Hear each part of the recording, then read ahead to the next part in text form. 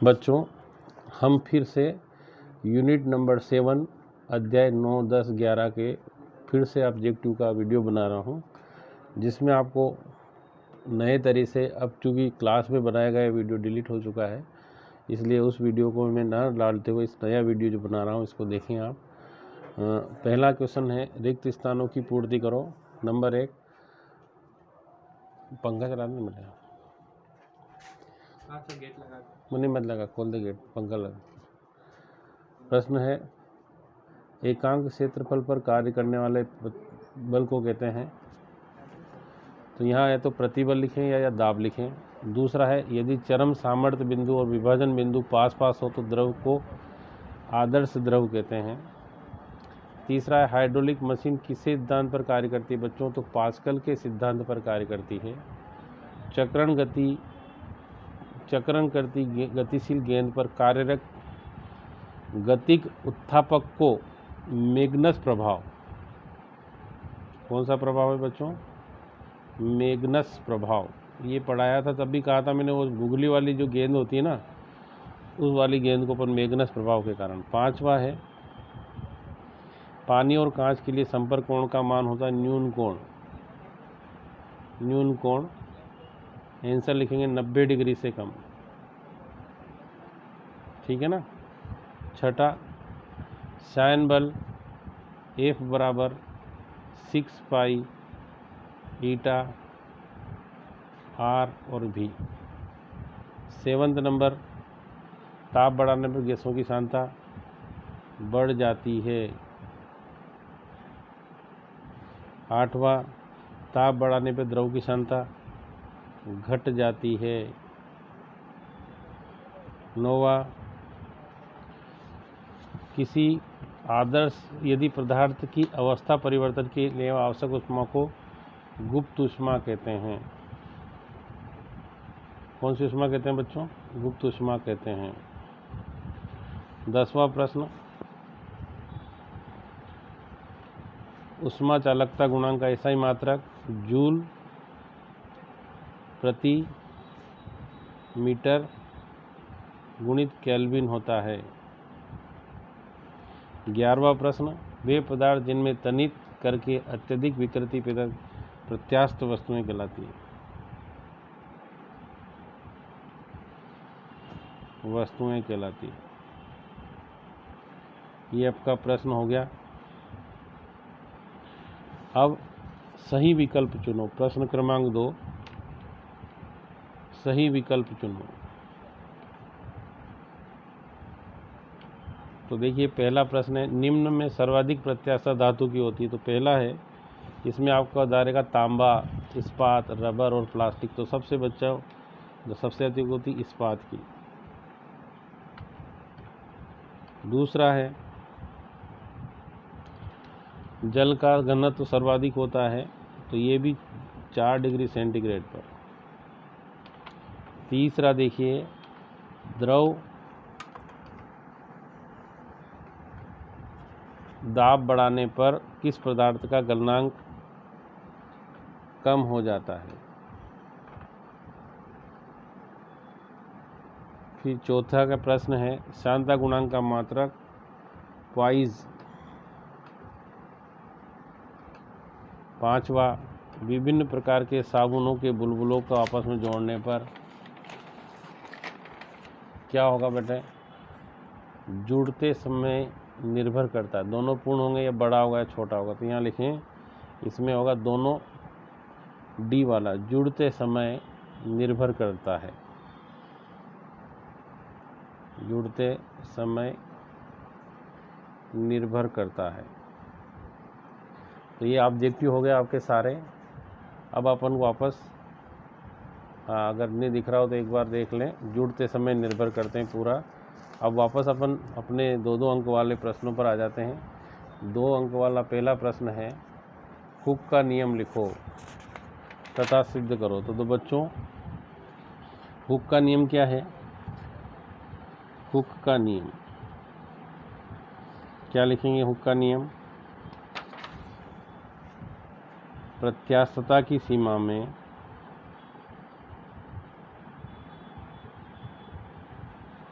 की सीमा में प्रतिबल विकृति के समानुपाती होता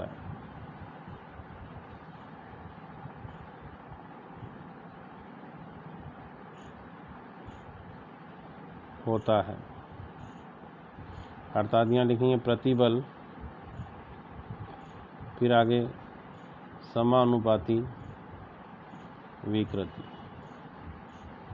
प्रतिबल बराबर ई गुणित विकृति, ई बराबर प्रतिबल बटे विकृति। आगे उसने पूछा था इसी प्रश्न में कि प्रत्यास्थता गुणांक किसे कहते हैं, तो इसी से प्रत्यास्थता गुणांक की परिभाषा लिखेंगे कि प्रतिबल और विकृति के अनुपात को और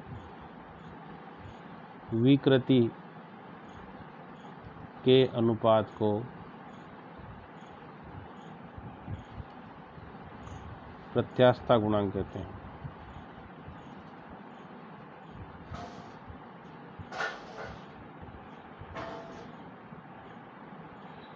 ठीक है ना, प्रतिबल और विकृति के अनुपात को प्रत्यास्थता गुणांक कहते हैं। ये अपना पूरा प्रश्न 2 अंक में पूछे जाने वाला पहला प्रश्न था। अब दूसरा प्रश्न देखें। दूसरा है पास्कल का नियम लिखो। तो देखो बच्चों, पास्कल का नियम लिखना भी ऐसे ही है। अगर परीक्षा में आ जाए तो यहाँ पास्कल का नियम, इसको ऐसे अंडरलाइन करें बढ़िया से, आगे डैश लगाएं, फिर काफ़ी में जगह छोड़ें और फिर लिखना स्टार्ट करें कि यदि गुरुत्व बल की अपेक्षा कर दी जाए,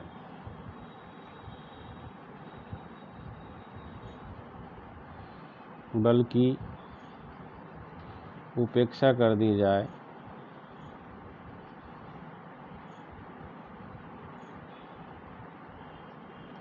तो संतुलन की स्थिति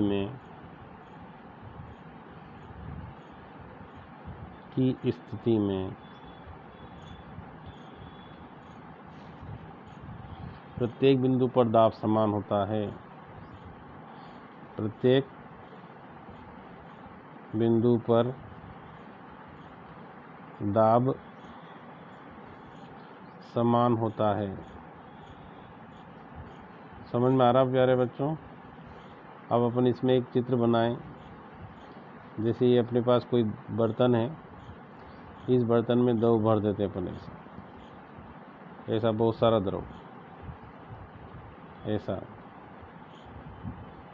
द्रव भरने के बाद हमने क्या किया, इसके अंदर एक ये रख दिया वस्तु, ये इसकी काल्पनिक रेखा है।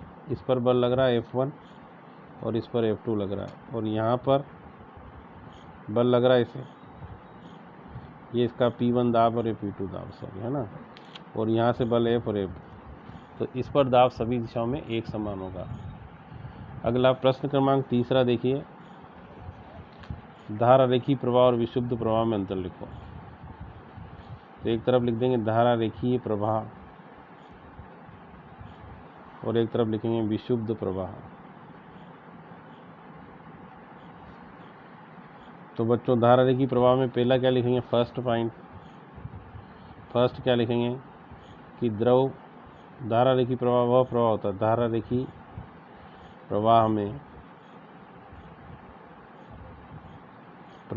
में द्रव का प्रत्येक बिंदु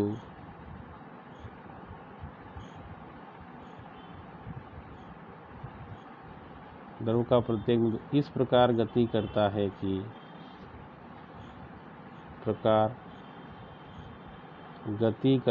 कि उसके पीछे आने वाला कण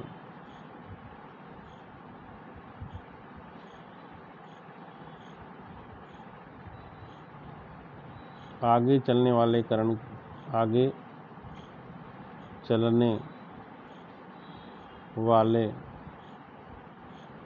का अनुसरण करता हो।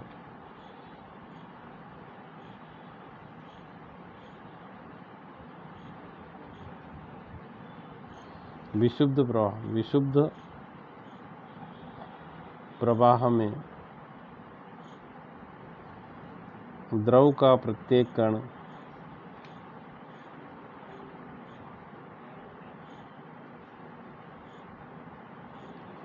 अनियमित तथा टेढ़ी मेढ़ी गति करता है।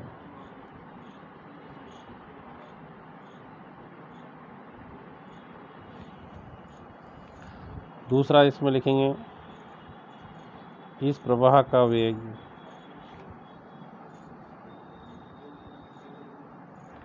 क्रांतिक वेग से कम होता है।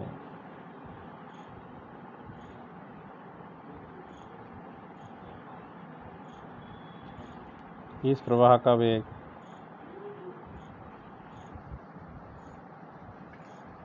क्रांतिक वेग से अधिक होता है।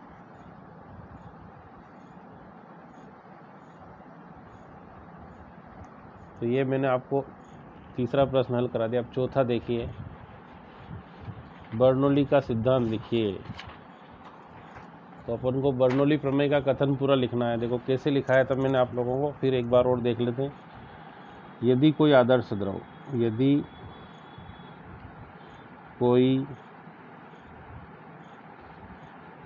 द्रव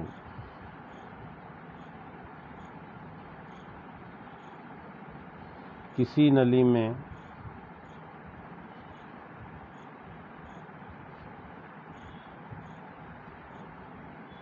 धारारेखी प्रवाह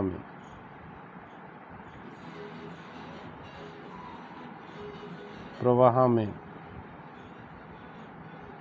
प्रवाहित हो रहा हो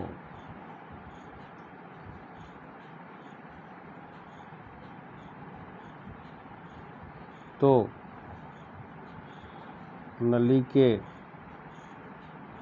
प्रत्येक बिंदु पर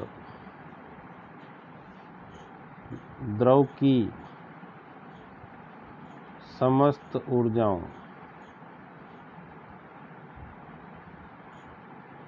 कौन कौन सी ऊर्जाएं होती बच्चों? दाब ऊर्जा प्लस गतिज ऊर्जा प्लस स्थितिज ऊर्जा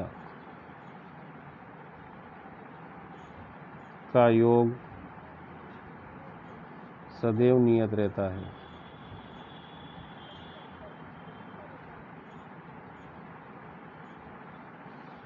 अर्थात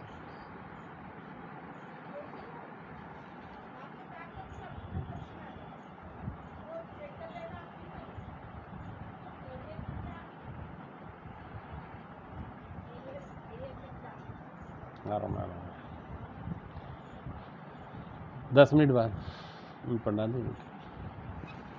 प्लस dv² प्लस dgh बराबर नियतांक।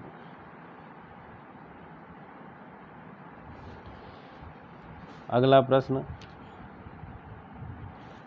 ये चौथा था अपना।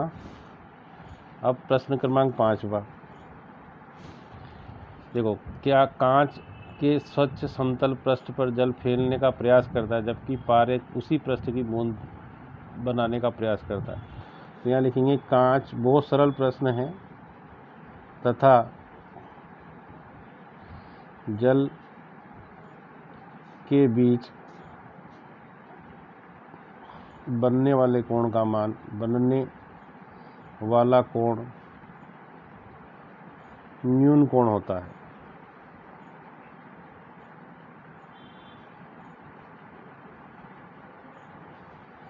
जबकि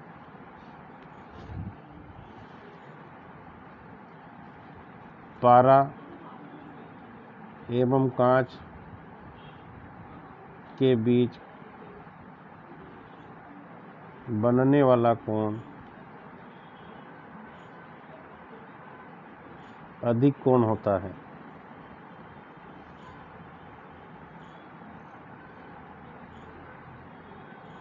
इस कारण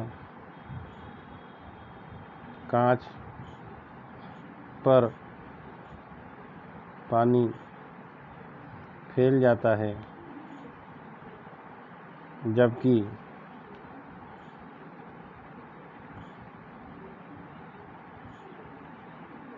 पारा बूंद बन जाता है।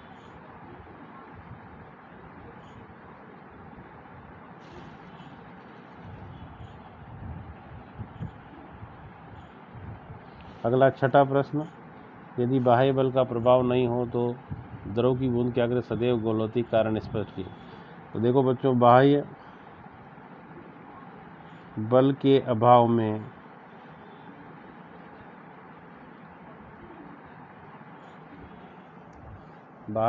अभाव में द्रव पृष्ठ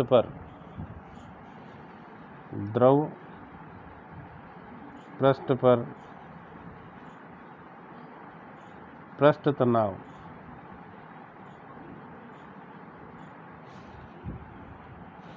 कार्य करता है।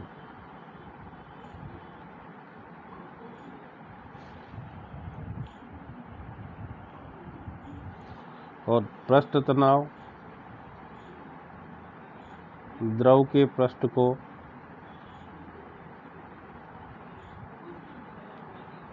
कम करने का प्रयास करता है।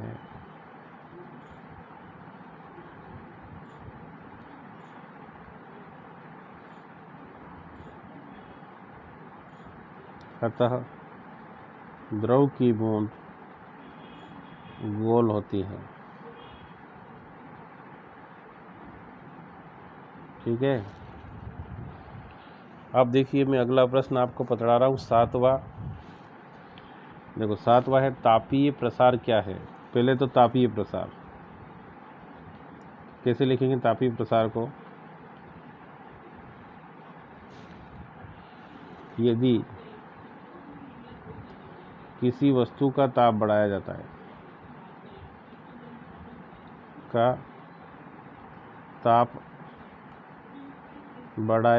है, तो उसमें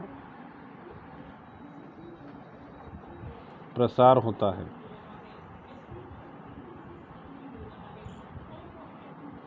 जिसे तापीय प्रसार कहते हैं।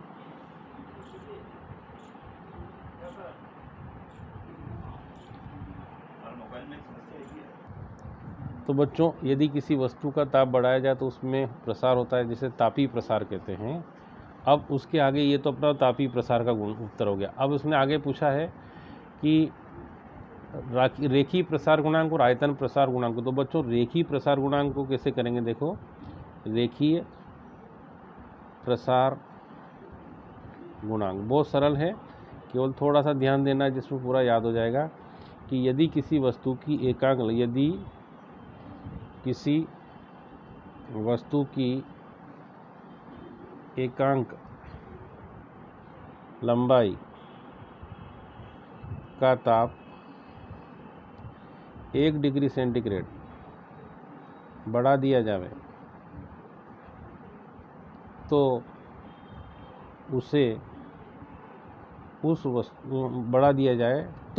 उस वस्तु की लंबाई में होने वाली वृद्धि को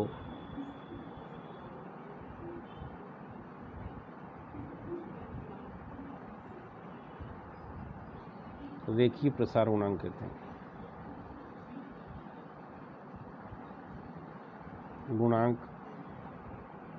कहते हैं। इसे अल्फा द्वारा दर्शाया जाता है। ठीक है बच्चों। अब यहाँ लिखेंगे अल्फा बराबर डेल एल अपान एल इंटू डेल टी। इसका मात्रक प्रति डिग्री सेंटीग्रेड है। आगे अपना है नेक्स्ट आयतन प्रसार गुणांक। तो जहाँ बच्चों अपन ने लंबाई लिखा था, वहाँ अपन को आयतन लिखना है। देखो, आयतन प्रसार गुणांक कि किसी वस्तु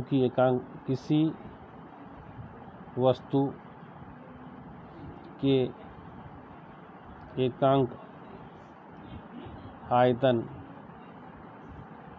का ताप 1 डिग्री सेंटीग्रेड बढ़ाने पर उसके आयतन में जो वृद्धि होती है, उसके आयतन में जो वृद्धि होती है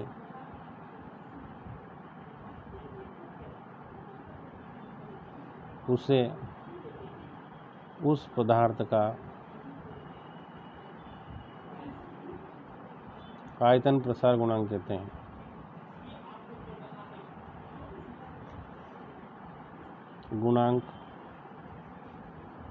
हैं। इसे गामा द्वारा दर्शाया जाता है। यहाँ लिखें बच्चों, गामा बराबर डेल बी अपान बी डेल टी। इसका मात्रक प्रति डिग्री सेंटीग्रेड है। तो ये आपका पूरा प्रश्न हो गया, ठीक है ना।